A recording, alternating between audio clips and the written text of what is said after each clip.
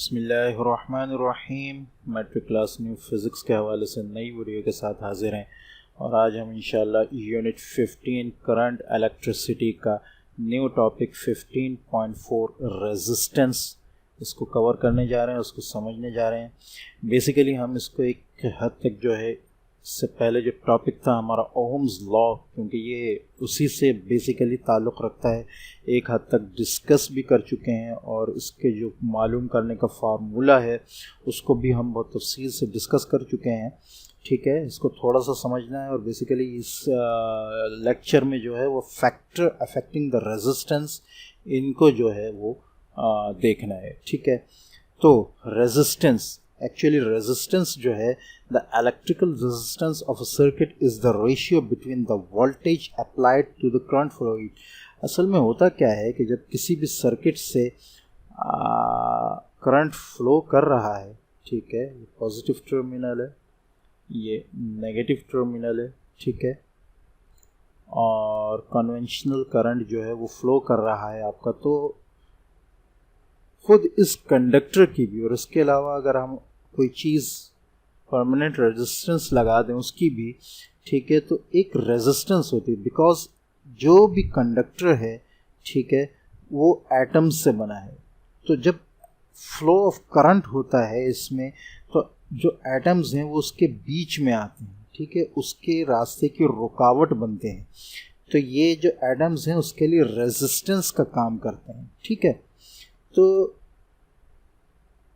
जब भी करंट इनके दरमियान से फ़्लो होगा, चाहे वो कोई भी कंडक्टर हो, ठीक है, तो ये उस कंडक्टर की प्रोडक्ट कहना चाहिए कि उसकी सिचुएशन के हिसाब से है कि वो कंडक्टर जो है उसके अंदर जो रेजिस्टेंस आ रहा है वो कितना ज़्यादा और कितना कम है।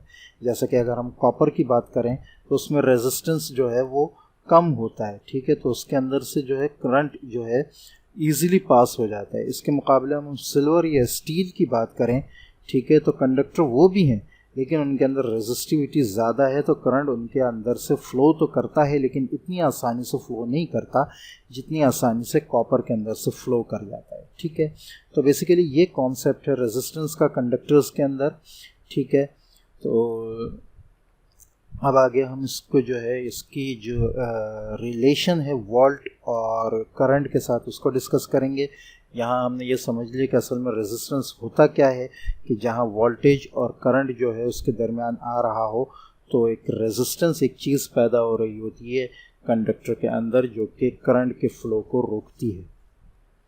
तो यहाँ उसका रिलेशन बता रहे हैं, the electrical resistance of a circuit is the ratio between the voltage applied, ठीक है, जो वोल्टेज अप्लाई हो रहा है, to the current flowing through it. ठीक है, तो ये रेजिस्टेंस जो है ये असल में रेशियो है वोल्टेज अप्लाइड का किसी भी कंडक्टर को, किसी भी सर्किट को, और उसके अंदर से जो करंट फ्लो कर रहा है उन दोनों का। ठीक है, तो इसको हम ऊपर भी डिस्कस कर चुके हैं थोड़ा सा इस फार्मूले को। ठीक है, अगर हम गौर करें V is equal to I R में, ठीक है, तो अगर हम I को इधर डिनोमिनेटर में लेकर आ जाएं तो हमारे पास रेजिस्टेंस का फार्मूला आ जाएगा R is equal to VI। यही चीज़ यहाँ पर बताई गई है।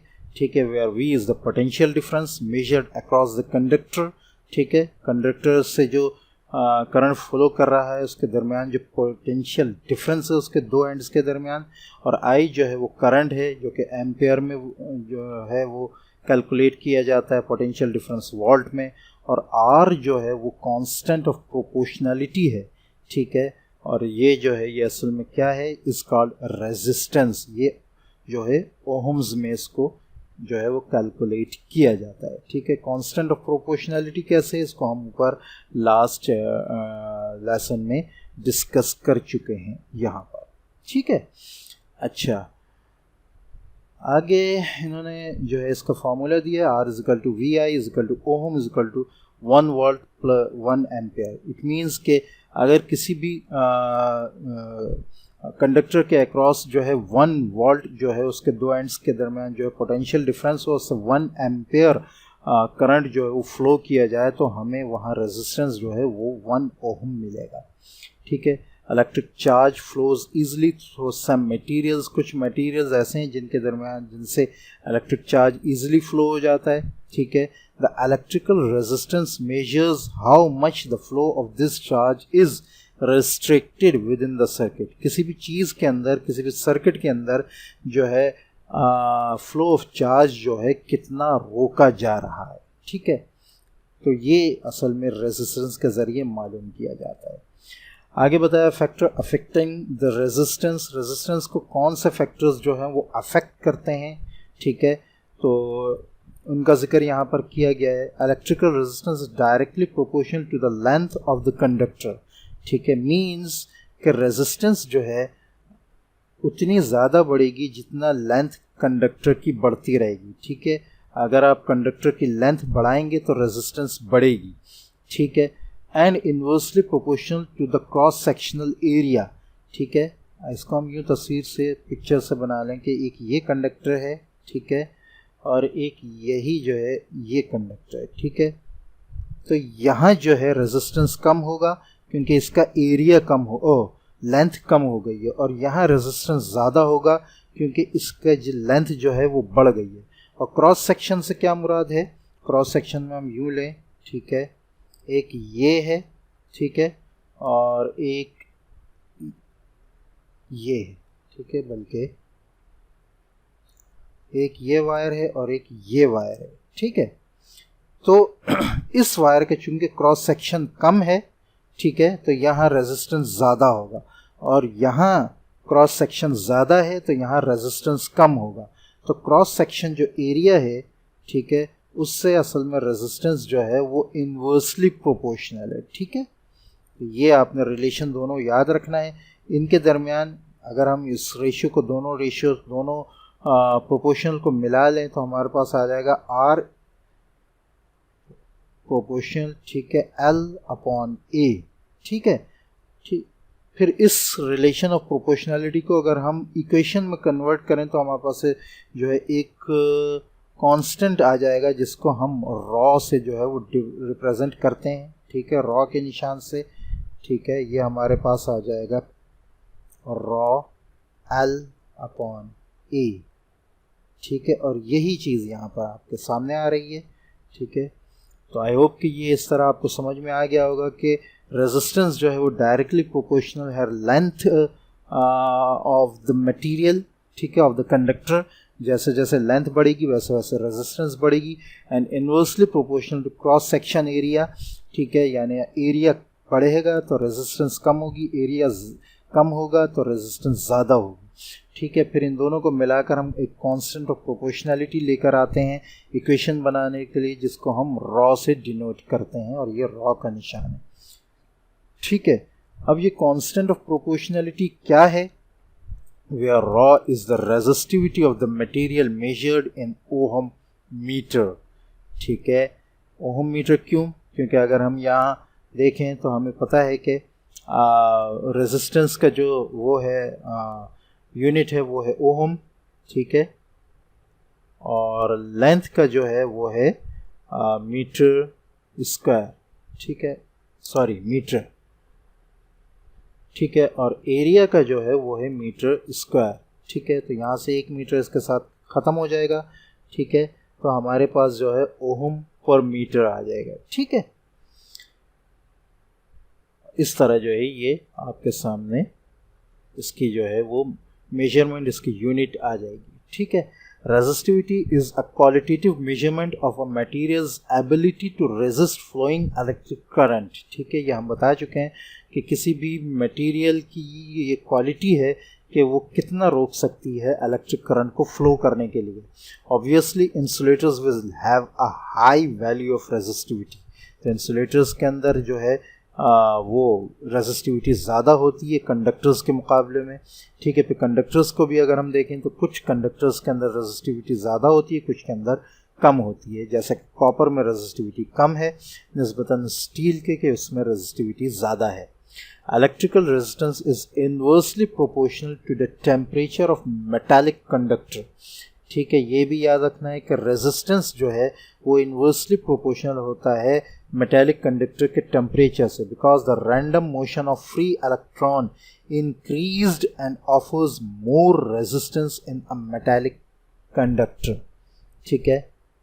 तो यहाँ जो ये बात कही है electrical resistance is inversely proportional, ये बेसिकली आई थिंक ये मिस्टेक है। उसकी वजह ये कि इलेक्ट्रिकल रेजिस्टेंस जो है वो डायरेक्टली प्रोपोर्शनल होता है to the temperature of metallic conductor.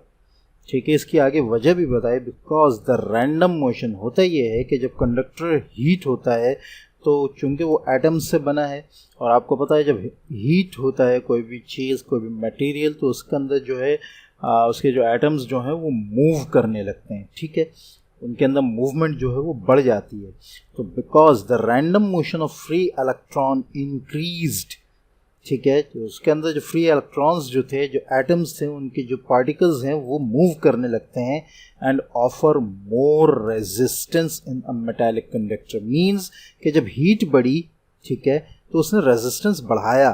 ठीक है, तो अगर हम यहाँ देखें तो जो रेजिस्टेंस है वो डायरेक्टली प्रोपोर्शनल टू हीट है। ठीक है, जबकि यहाँ इन्वर्सली प्रोपोर्शनल दिया गया। और ये भी समझने वाली बात है कि जितनी कहना चाहिए कि कोई भी कंडक्टर है जब वो हीट अप होगा तो उसके एटम्स ज़्यादा मूव करने लगेंगे और अंदर से जो करंट फ्लो हो रहा होगा, क्योंकि उनके अंदर मूवमेंट हो रही है एटम्स के अंदर, तो वो मोर रेजिस्ट करेंगे उसके साथ। मींस कि रेजिस्टिविटी बढ़ जाएगी। तो इलेक्ट्रिकल रेजिस्टेंस जो है वो बेसिकली डायरेक्टली प्रोपोर्शनल होता है, इनवर्सली प्रोपोर्शनल नहीं होता हीट ऑफ कंडक्टर से। ठीक, heat of temperature of metallic conductor से। ठीक है, टेम्परेचर बढ़ेगा तो रेजिस्टिविटी बढ़ेगी, टेम्परेचर कम रहेगा तो रेजिस्टिविटी जो है वो अपनी जगह पर रहेगी। ठीक है, तो आई होप ये रेजिस्टिविटी का जो है ये कॉन्सेप्ट भी आपको यहाँ फैक्टर्स जो हैं अफेक्टिंग जो हैं वो बहुत अच्छी तरह समझ में आ गए होंगे। अगर हम इनको कंक्लूड करें तो बेसिकली यहाँ 4 चीज़ें हैं जो कि अफेक्ट कर रही हैं रेजिस्टेंस को। एक जो है लेंथ है, ठीक है, लेंथ ऑफ कंडक्टर, एक क्रॉस सेक्शन ऑफ कंडक्टर है, ठीक है, एक नेचर ऑफ दैट कंडक्टर है, और लास्ट जो है वो टेम्परेचर ऑफ दैट कंडक्टर है। ठीक है, तो इनमें से कुछ चीज़ें ऐसी हैं जो पहली चीज़ उसके साथ लेंथ के साथ डायरेक्टली प्रोपोर्शनल है, क्रॉस सेक्शन है एरिया के साथ इन्वर्सली प्रोपोर्शनल है। ठीक है, नेचर जो है उसको तमाम जो ऑब्जेक्ट्स हैं उनकी नेचर मुख्तलिफ है। ठीक है, और जो इलेक्ट्रिकल टेम्परेचर है उसके साथ डायरेक्टली प्रोपोर्शनल है, इसलिए कि जितना टेम्परेचर बढ़ेगा उतना जो है रेजिस्टिविटी भी बढ़ेगी। आगे रेजिस्टेंस के कुछ यूजेस बताए हैं। Resistance also useful in things like transistor radios, ठीक है, TV set. Suppose you want to lower the volume on your TV, you turn the volume knob and the sound gets quieter. But how does that happen? The volume knob is actually part of an electronic component called a variable resistor. ठीक है, जिस चीज़ से हम TV की आवाज़ कम कर रहे हैं, रेजिस्टर वगैरह इस्तेमाल कर रहे हैं, ठीक है, वहाँ पर जब हम आवाज़ को कम करते हैं, if you turn the volume down you are actually turning up the resistance in an electrical circuit that drives the TV's loudspeaker. ठीक है, हम उसके अंदर रेजिस्टेंस बढ़ा रहे होते हैं जिसकी वजह से आवाज़ जो है वो कम हो जाती है। When you turn up the resistance, the electric current flowing through the circuit is reduced.